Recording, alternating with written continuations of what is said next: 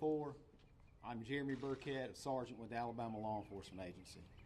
And on behalf of Secretary Hal Taylor and the Alabama Law Enforcement Agency State Bureau of Investigation, I'm going to provide an update relative to the death investigation that occurred here in Dadeville in Tallapoosa County. On Tuesday, April the 18th, at approximately 8 p.m., the Alabama Law Enforcement Agency's State Bureau of Investigation officially arrested and charged Tyreek McCullough, 17 of Tuskegee, and Travis McCullough, 16, also of Tuskegee, with 4 counts of reckless murder each. That's 4 counts of reckless murder each. And I really want to, before we go any further, I absolutely want to thank this community and the information that was provided. And I also want to reiterate how important it is going to be for you to continue to do that. Please understand, with a scene and a violent act, with the violence that went on and the magnitude of what happened, we are absolutely still in the early stages of this investigation, okay? This is absolutely the beginning. This is not the end. There is a tremendous amount of work that is yet to be done. We're going to continue to do exactly what we've been doing. We're going to be very careful with everything that we say, with everything that we do, because we absolutely are going to stay focused on the families and the victims. But we're going to need the public's help when we do that. The other thing I want to point out, if you were at the venue that night, so if you were physically at the venue and you have not come forward, meaning you have not contacted law enforcement, please hear me. I absolutely want you to do that. We need you to come forward for these families, for these victims, okay? Please, I want to be clear, okay? Make no mistake. This is Alabama. And when you pull out a gun and you start shooting people, we're going to put you in jail, okay? We're going to do that because we're thinking about the families. We're concerned about the families. We were in the beginning and we will be through the remainder of this investigation, because somebody's got to start thinking about mama. Because I know I'm tired of it, and everybody behind me's tired of it. We're tired of going to the mothers and having to tell them that these kids are not coming home. So that's what we're going to be concerned about. We're not concerned about the headlines. We're not. We're worried about mama, okay?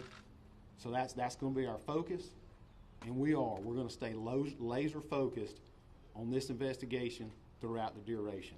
But again, it's going to take personal courage. It's going to take personal courage of the individuals that were there that night to come forward, come talk to law enforcement, tell the truth. We need that information, okay? I'm now going to turn it over to the 5th Circuit District Attorney, Mike Seegers, for his comments. Thank you. Spell the names, please. We will send out an official press release with all the names immediately following this. Please hold all questions to the end of the press conference. Thank you. Good morning, everyone. My name is Mike Segrist. I'm the District Attorney for the 5th Judicial Circuit, which includes not only here in Tallapoosa County, but also Macon, Chambers, and Randolph counties. I know that there has been some frustration among our community and among media about a lack of information that has been provided up to this point. And I want to explain part of the reason for that. As a prosecutor, I cannot discuss the specific facts of the case. It's highly inappropriate for me to come out and publicly talk about that and tell that information. And the reason is being, defendants have constitutional rights. They've got to be tried by a jury of their peers inside this building. They have a right to be represented by counsel. And for me to come out here and give information about what's going on in the investigation, I can't discuss the details of that with y'all. And I apologize, but I hope you'll understand that. Nor can law enforcement. So we won't be discussing all of the details. I can tell you a few things about the process of what will happen next with these individuals. First, they'll be entitled to an anise law hearing, which is a bond hearing that will have to occur within 72 hours. The state of Alabama will be requesting there no bond. That's up to a judge to decide, but that will be the state of Alabama's position. After that, there'll be an initial court of appearance. Then there'll be a preliminary hearing, and then this information, depending on the outcome of that, will go to a grand jury. The grand jury system in Alabama and each circuit operates differently. Here in Tallapoosa County, the grand jury convenes twice a year, once in March and then once again in September. Once the grand jury is impaneled in March, they are still the grand jury for that 6-month period. We can recall the grand jury to present an indictment under special situations. That's unprecedented and hasn't been done that I'm aware of anytime recently here. This is an unprecedented situation. If we can establish the facts and are ready to present that, we will be asking our grand jury to come back in to present that so we can move forward efficiently and effectively. This is a very complex case. We mentioned 4 counts of reckless murder. Obviously, that just includes the 4 deceased that have been reported. Okay, we've got a lot more victims in this. We've still got 4 that are in hospital, 4 that are in critical condition. There'll be pending charges coming regarding all those. So when I tell you that this is just the tip of the iceberg and forthcoming charges, literally, we're going to make sure every one of those victims has justice and not just the deceased. I'd be remiss if I didn't just say a thank you to all the agencies. I'm not going to try to name them all because there's been so many. Literally, every agency from federal, state, and local that has been involved in this, without the resources that they have brought to our community, we would not be where we are and have already made these first arrests here today. I will tell you that even though these are 16 and 17-year-olds, we will be charging them as adults in this. When I spoke to the press on Sunday, I started off by talking about the victims and the victim services, and I want to go back over that. We have information on our website, www.fifthcircuitda.org, that has information to provide to victims and victims' families. And we've got victim services from the FBI, victim services from the Attorney General's office, victim service from the Office of Prosecutorial Services, as well as our office. They're all working to provide the needs to the victims. When we talk about the victims, it's not just the 28 injured and 32 dead. There were so many kids in this venue, and what they saw, they're victims in this. Their families are victims of this, and the ripple effect of this, it's kind of like a wave rolling across Lake Martin, but that ripple didn't stop when it hit the banks. There are other communities involved. There were kids from Reeltown here. One of the ones in critical condition had gone to the prom that night in Reeltown. There's kids from Tallahassee, kids from Booker T. W., kids from Alexander City. We haven't even identified possibly, where all some of these kids came from. And it's a traumatic thing for them. And they need help. Our services are available for them as well.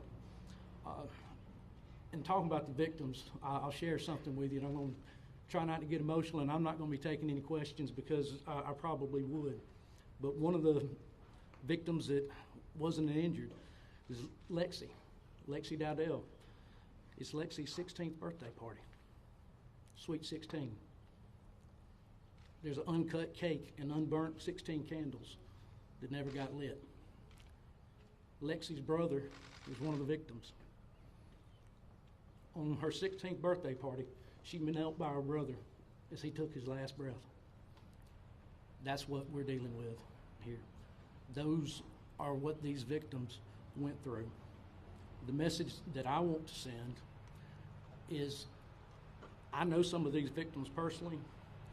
Some of these kids are kids of friends of mine, people that I went to school with, people that I played ball with and against, in the community back in high school.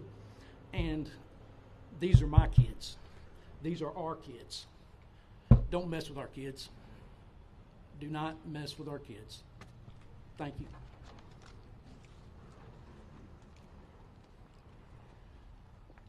Good morning, everybody. I'm Jonathan Floyd, the police chief of the city of Dadeville. I want to echo what has already been said concerning our victims. Our victims who were physically injured, our victims who were there, and even though they may not have received physical injuries, they have emotional scars and injuries. They will carry them for the rest of their life. To our families, we love you. The Dadeville Police Department is going to do everything we can to make sure that we have a successful prosecution for you. One of the decisions I made very early on was to get our state and federal partners involved.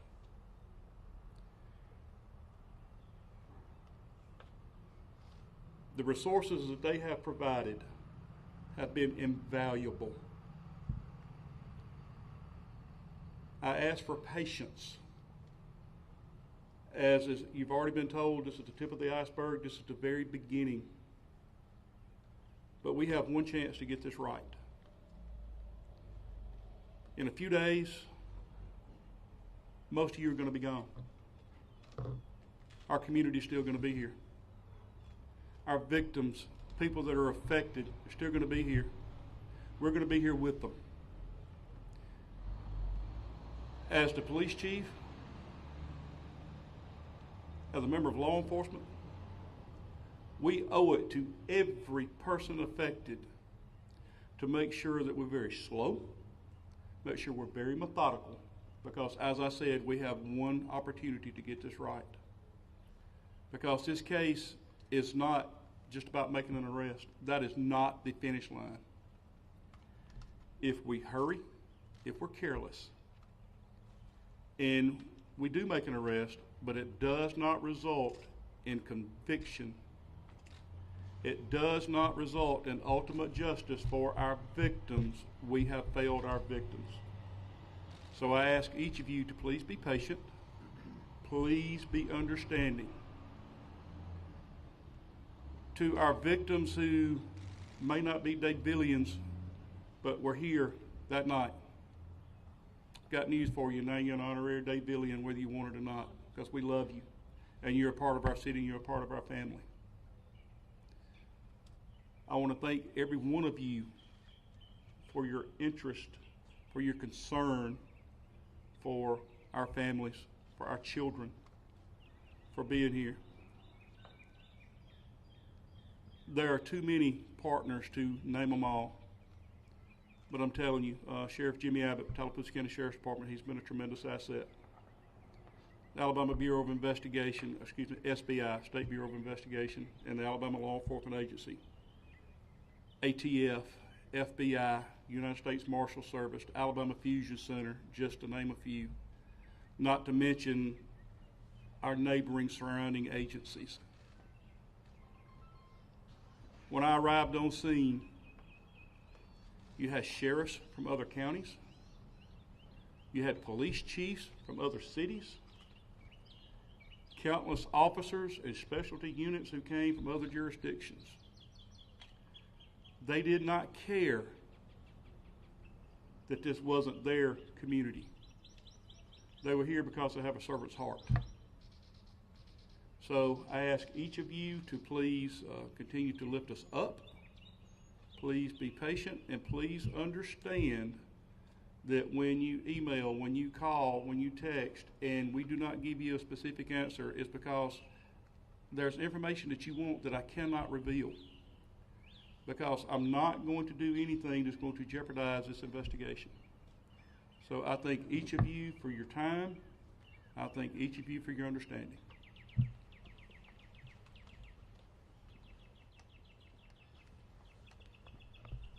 Thank you, Chief. Thank you, Mike. Again, we're going to get ready to close the press conference, and just what they said. This is about the victims. This is about the families. This is about this community, and it's ultimately about justice. And that's what we're here as law enforcement officers. We have a duty and a responsibility, and that's what we're going to do. That's what we're going to follow. Thanks again for just the cooperation. I mean, the partnership has truly been amazing, and we do. We thank the media. We thank y'all. We know y'all have a job to do, and we absolutely respect that. We just ask that you respect and honor the job that we have to do. All right? I am going to attempt, and I really want to qualify this, I'm going to attempt to take questions, meaning if you raise your hand, I will call on you. I'm not going to take a lot of questions. I will call on you. If you start shouting, then I'm going to end the press conference, okay? All right, go ahead. What is the definition of reckless murder as opposed to other types of murder? Okay, we'll send that. That's a very technical question. We can't answer that. We'll send that out in a press release. There are different classifications of murder. That is a good question. We can't get that answered. We'll send that out. I will communicate that out. Share any details about a potential motive or why the shooting happened? No, ma'am. We can't get into a motive right now. Absolutely, because that would be part of an ongoing investigation. We can't share that. Sir. Okay. Yeah. Yes, Sergeant. So, if you could, I know you're going to release the names, but if you could spell them, and can you say where the arrest took place? Okay. I will. That's going to go out in a press release. I will. We'll absolutely. I mean, as soon as this press conference is over, we're going to send the names out so you get the correct spelling, and there's no miscommunication about that. But the arrests were made yesterday, and on the locations, I'm just not able to say the exact locations where the arrests were actually made, but they were made yesterday, and the warrants were completed and everything was signed at approximately 8 p.m. And where are they now? I can't speak to that. What is the known connection between the McCullough brothers and the people who were at that party?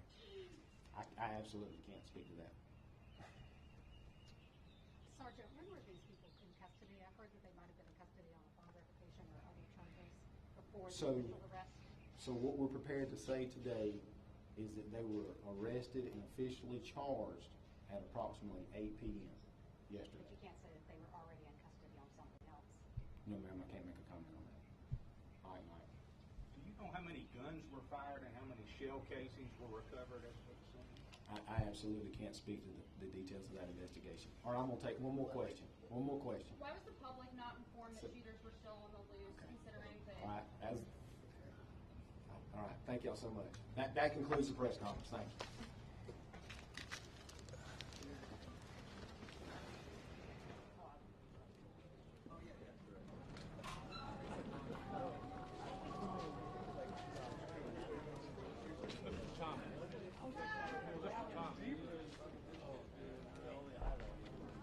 Thank you, Tom.